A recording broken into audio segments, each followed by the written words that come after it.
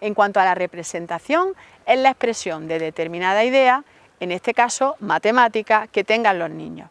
Algunos ejemplos que se recomiendan para la enseñanza son usar ejemplos variados, seguir trazados de líneas de puntos, dibujar figuras simétricas, hacer mapas del salón de clase con guías, por supuesto, y usar diferentes símbolos. A continuación voy a presentar algunos ejemplos. En el caso de la simetría, se puede trabajar con actividades en las que los niños tengan que reconocer figuras simétricas. Aquí vemos una imagen de una mariposa que tiene diferentes puntitos de color en las alas. Ya veíamos este dibujo en el tema anterior. Si os fijáis, este dibujo es totalmente simétrico. Si nos fijamos en los puntos y en los colores de los mismos, bien se podría hacer habiendo pintado con pintura una de las partes de la mariposa y habiendo juntado por el eje de simetría de la misma con la otra parte. Entonces, en este caso se trata de reconocer si la figura es simétrica o no. En este caso nos han dado una figura ya hecha, pero también la podemos hacer con los niños pintando una parte y doblando, obteniendo la otra. En esta otra imagen vemos diferentes líneas trazadas y lo que se les podría preguntar a los niños es si esas figuras son simétricas o, lo que es lo mismo, si ese segmento que atraviesa la figura representa su eje de simetría. Hay otras actividades que tienen que ver con dibujar una figura simétrica. Se le proporciona al niño la mitad de la figura y el eje de simetría, y él debería dibujar la otra mitad, de forma que esa figura sea simétrica. Y ya por último tenemos otro caso diferente, que tiene mayor nivel de dificultad que los anteriores, que es, teniendo una figura y un eje de simetría, dibujar una figura simétrica a la primera. En este caso he trazado el eje de simetría exterior a la figura. Hay situaciones que serían más complicadas, pero que no se recomiendan para educación infantil, que son ejes de simetría que atraviesan la figura de la cual se quiere hacerla simétrica. En cuanto a las líneas, que también aparecían anteriormente en diferentes actividades mencionadas, hay distintas fichas de este tipo en las que aparecen una serie de líneas con trazos discontinuos y se pretende que los niños sigan esos trazos. Es una actividad que además es habitual en los libros o en los métodos que se usan a veces en educación infantil. Voy a proponer diferentes actividades que tienen como fin que el niño realice este tipo de fichas, que aparentemente es sencillo con mayor éxito. Aquí observamos diferentes fotografías de un patio de un colegio y si os fijáis hay diferentes líneas que fueron dibujadas por el maestro. Los niños deben caminar sobre las líneas. Aquí tenemos una línea curva que no se corta a sí misma. Aquí tenemos una línea curva que sí se corta a sí misma. Aquí tenemos una línea formada por segmentos que no se cortan. Aquí tenemos una serie de líneas paralelas y una serie de pies marcados. Se trata de una actividad en la que los niños deben saltar sin pisar las líneas. Y aquí tenemos unas líneas paralelas. Bien, en este colegio en concreto se realizan diferentes actividades con los niños en las que se pueden ver qué implica el hecho de que las líneas se corten, como ocurre en la segunda imagen. Si por ejemplo dos niños empezaran a hacer el itinerario para caminar sobre la línea, se darían cuenta de que en un momento se pueden chocar, yendo uno detrás de otro y a la misma velocidad. En cambio, en la primera línea no ocurre eso porque la línea no se corta. Esto da pie a una serie de actividades, además en este caso al aire libre, que pueden fomentar el trabajo con diferentes tipos de líneas. Hay otro tipo de trabajo que tiene que ver con que los niños tracen líneas antes de llegar a hacerlo sobre el papel. Si tienen un medio adecuado para ello, por ejemplo en la arena, pues se pueden hacer las líneas en el propio suelo. Si tenemos patio, tenemos un campo cerca del colegio, también se puede hacer. Si no, existen este tipo de cajas que son artificiales. Se hace una caja y se le echa arena y ahí los niños pueden hacer trazados, copiando o inventando diferentes tipos de líneas según el trabajo que queramos realizar con ellos. Posteriormente, los niños usarían un instrumento adicional. Hasta el momento, en las imágenes anteriores, se veía que era el niño quien lo hacía con su propio cuerpo. Primero, a través de la movilidad. El niño se moviliza y sigue diferentes trazos.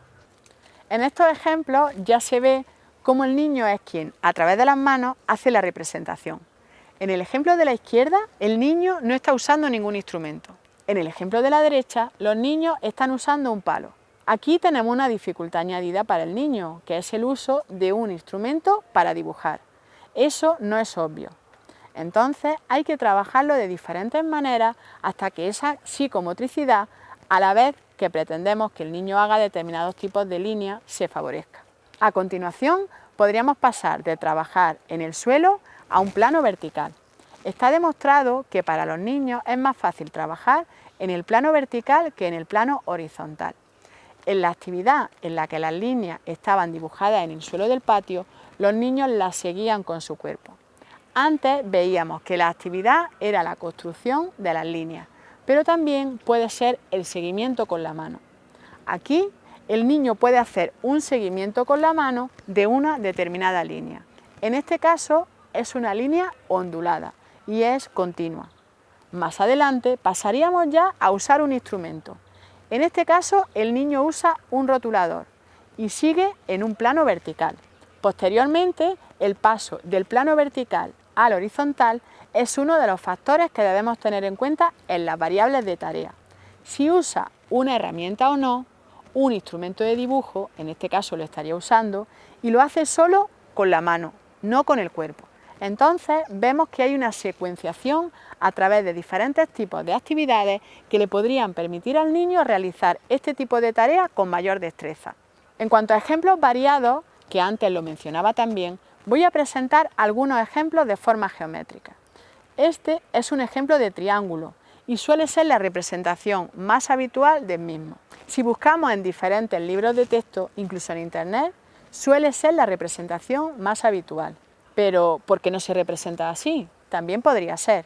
Además de la posición en la que se ponga el triángulo, en este caso estamos hablando de un triángulo equilátero. Normalmente los ejemplos que se suelen proponer a los niños suelen ser triángulos equiláteros o isósceles. ¿Por qué no triángulos de otros tipos?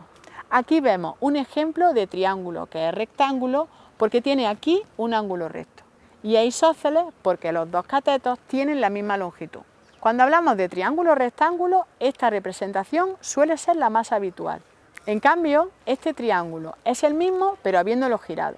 Sigue siendo un triángulo rectángulo que estaría aquí el ángulo recto y los dos lados son los que tienen la misma longitud. Pero además, si es un triángulo rectángulo, tampoco tiene que ser isósceles. Puede ser que los tres lados sean diferentes, como este triángulo que represento aquí. Quiero destacar aquí la importancia de utilizar ejemplos variados sobre cualquier concepto matemático, no solo en la representación empleada, que en este caso siempre estaríamos hablando de representación pictórica. Lo que estamos viendo aquí, todo lo que decía anteriormente de las líneas, sigue siendo válido. Se podría hacer también con polígonos, pintarlos en un mural, como plano vertical en la arena, con un instrumento, un seguimiento con la mano, pero además los ejemplos que les propongamos a los niños deben ser diferentes. En los cuadriláteros el ejemplo por excelencia es el cuadrado, pero siempre se suele representar así. Yo en diferentes momentos, para hacer un seguimiento de la comprensión que tienen algunos de mis estudiantes, que son futuros maestros, les propongo un cuadrado con esta posición. Y muchos responden que es un rombo porque la representación más frecuente del rombo es esta, apoyada sobre un vértice. En cambio, este sería un cuadrado. Ya lo veíamos en el tema anterior, porque tiene todos los lados y todos los ángulos iguales, independientemente de dónde esté apoyado, si en un lado o en un vértice. Y esto sería un rombo porque tiene los cuatro lados iguales, con la misma longitud. En cambio, los ángulos no son los cuatro iguales, son iguales 2 a 2. Dentro de los rombos, este sería el mismo rombo que el anterior. De hecho, yo lo he representado, he tomado el mismo y lo he girado. Entonces, es importante que los estudiantes se familiaricen con diferentes ejemplos para que los niños se fijen en cuáles son las propiedades que no cambian, cuáles son las características matemáticas de la figura. Y con esto terminamos el tema sobre pensamiento espacial. En este módulo hemos abordado el pensamiento espacial en educación infantil de 0 a 6 años, las capacidades de los niños de estas edades relacionadas con la geometría elemental, el pensamiento y la comunicación sobre el espacio. Y hemos finalizado con algunas estrategias de enseñanza del espacio y la geometría elemental.